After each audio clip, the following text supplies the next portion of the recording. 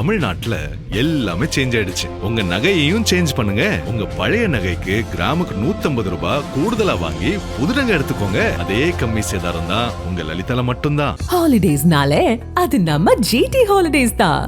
GT Holidays, South India's #1 travel brand. You know you are special when you're with GT Holidays. ஆளும் கட்சியாக இருந்து எதிர்க்கட்சியாக மாறியுள்ள திமுக சட்டமன்ற தேர்தலில் சந்தித்த தோல்விக்கான காரணத்தை ஆராய 36 பேர் கொண்ட 18 குழுக்களை அமைத்தது. திமுக தலைவர் மு.க. ஸ்டாலின் ஒவ்வொரு மாவட்டத்திலும் மாவட்டம், ஒன்றியம், நகரம், பேரூர், கிளை வரையிலான நிர்வாகிகள், தொண்டர்களிடம் கருத்து கேட்க சொன்னார். அதேபோல் தனியே மின்னஞ்சல் முகவரி அறிவிக்கப்பட்டு அதன் வழியாகவும் தங்கள் கருத்துக்களை தெரிவிக்கலாம் என சொல்லியிருந்தார். அதன்படி மின்னஞ்சலுக்கு ஆயிரக்கணக்கான கருத்துக்களை கட்சியினர், பொதுமக்கள் அனுப்பியுள்ளனர். ஒவ்வொரு மாவட்டத்திலும் விசாரணை குழுவினரிடம் தங்கள் ஆதங்கம், கோபம், தலைமையிடம் எதிர்பார்ப்பது போன்றவற்றை கொட்டி தீர்த்துள்ளனர். இந்த 18 குழுவும் தங்களது அறிக்கையை திமுக தலைவரிடம் ஒப்படைத்து விட்டனர்.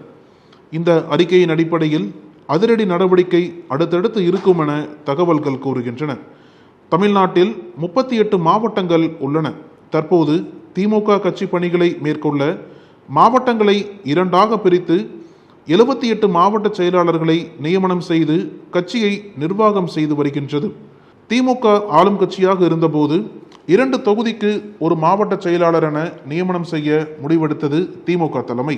அப்படி செய்தால் தங்களது அதிகாரம் பறிபோய்விடும், கான்ட்ராக்ட் கமிஷன் வருவாய் பாதிக்கப்படும் என்று மாவட்ட செயலாளர்கள் கவலைப்பட்டனர். திமுக தலைவருடன் நெருக்கமாக இருந்த மாவட்ட செயலாளர்கள் 2 தொகுதிக்கு ஒரு மாவட்ட செயலாளர் என்கிற திட்டத்தை முழுமையாக செயல்படுத்த விடாமல் தடுத்துவிட்டனர். இதனால் அது முழுமை பெறாமலேயே போய்விட்டது. இப்போது எதிர்க்கட்சியாகியுள்ள நிலையில் கட்சியின் கீழ்மட்ட நிர்வாகிகளின் விருப்பப்படி 2 தொகுதிகளுக்கு ஒரு மாவட்ட செயலாளர் என நியமிக்க தலைமை முடிவு செய்துள்ளதாக கூறப்படுகிறது. இதுதான் மாவட்டம் முதல் ஒன்றியம், நகரம் வரையிலான சீனியர்களை பதட்டமடைய செய்துள்ளது. இது குறித்து பல்வேறு பகுதிகளில் இருக்கும் முக்கிய நிர்வாகிகள் பல கருத்துக்களை பகிர்ந்து கொண்டனர். கட்சிக்குள் இளரத்தம் பாய்ச்ச வேண்டும், கட்சி பதவிகளில் தகுதியான திறமையான இளைஞர்களுக்கு பொறுப்பு வழங்க வேண்டும், அதற்காக எங்களை கட்சியிலிருந்து ஒதுக்கிவிட்டு இளைஞர்களுக்கு பதவி தரப்போகிறது தலைமை என வரும் தகவல்களை எங்களால் ஏற்றுக்கொள்ள முடியவில்லை. அதிர்ச்சியாக இருக்கிறது. அரசியல் அறிந்தது முதல் கட்சிக்காக போஸ்டர் ஒட்டி, கொடி கட்டி, மாவட்ட செயலாளர்களுக்கு எடுபடி வேலை செய்து ஒன்றியம், நகரம், பேரூர் செயலாளர் பதவியை வாங்கிய பின்பும் அதை தக்க வைத்துக் கொள்ள படாத பாடுபட வேண்டியிருக்கிறது. 20 ஆண்டுகளாக நகர செயலாளராக இருக்கிறேன். எனக்கு 1 கோடிக்கு மேல் கடன் இருக்கிறது. தொழிலை முழுமையாக கவனிக்காமல் கட்சிக்காக அத்தனை போராட்டங்கள் செய்துள்ளேன், கூட்டங்கள் நடத்தியுள்ளேன், சிறைக்கு சென்றுள்ளேன். கட்சி வழக்கறிஞர்களை விட வழக்குக்காக அதிக அளவு நீதிமன்ற படியேறிய எத்தனையோ ஒன்றிய, நகர செயலாளர்கள் என்னை போல் இருக்கிறார்கள்.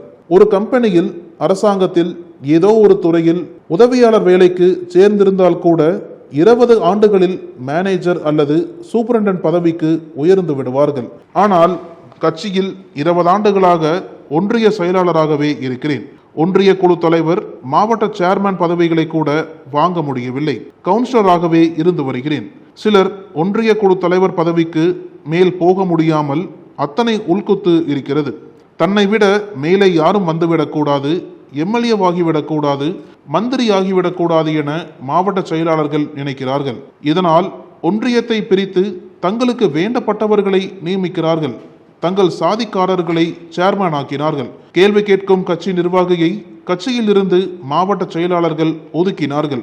இத்தனை தடைகளை மீறி கட்சியில் நாங்கள் இயங்குவது பதவி பணத்திற்காக இல்லை, கொள்கைக்காக, சுயமரியாதைக்காக. அந்த உணர்வையும் கடந்த ஆட்சியில் அமைச்சர்கள் அவமானப்படுத்தினார்கள், அசிங்கப்படுத்தினார்கள். கொள்கையை வச்சுக்கிட்டு எதையும் வாங்க முடியாது என முகத்திற்கு நேராகவே பேசினார்கள். அவர்கள் தான் இன்று தோற்று போய் உட்கார்ந்திருக்கிறார்கள். அதற்கு காரணம் கட்சி நிர்வாகிகளே இவர்களின் அட்ராசிட்டியை வெறுத்து போனதுதான். கட்சியின் விதிகளை இவர்கள் விருப்பத்திற்கு மாற்றினார்கள். கட்சி நிர்வாகிகளை சுத்தமாக மதிக்கவில்லை.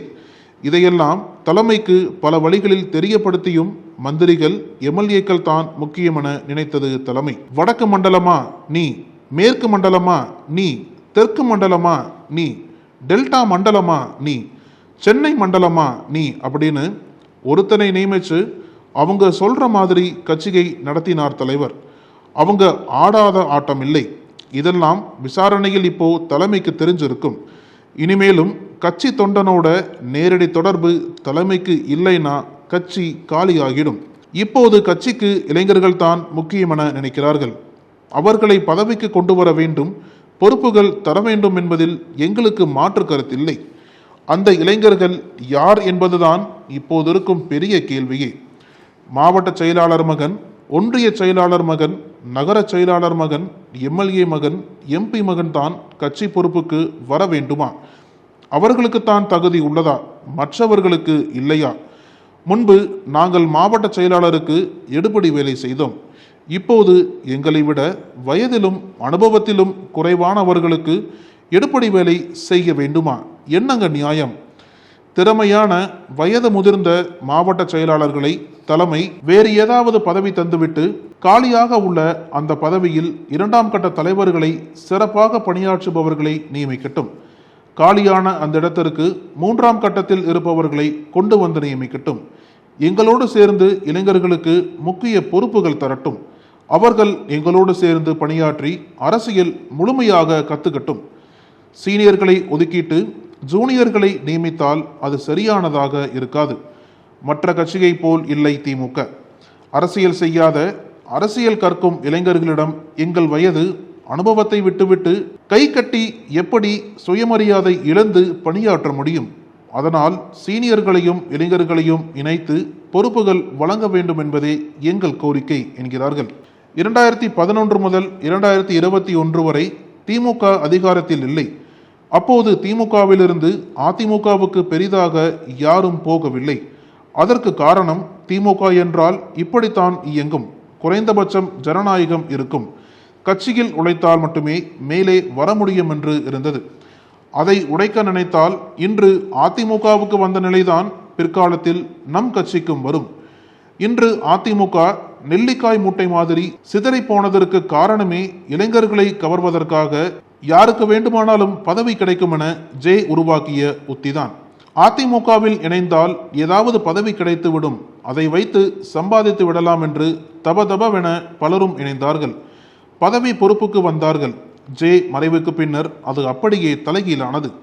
அதோடு 2021 முதல் 2026 வரை எதிர்க்கட்சியாக இருந்ததால் சம்பாதிக்க வழி இல்லை.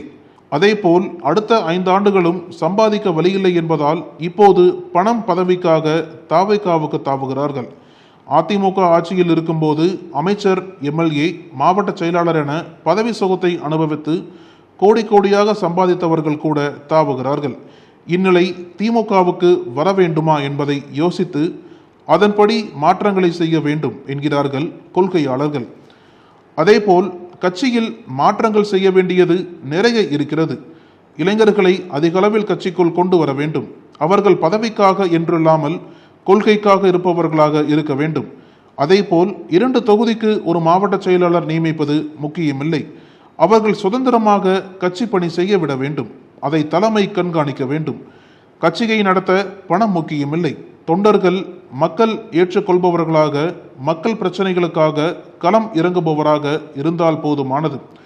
அப்படிப்பட்டவர்களாக பார்த்து தலைமை நியமிக்க வேண்டும். அந்த மாற்றங்களால் சீனியர்கள் பாதிக்கப்படாமல் இருக்க வேண்டும் என்கிறார்கள். நக்கீரன் டிவிக்கு சப்ஸ்கிரைப் செய்யுங்கள்.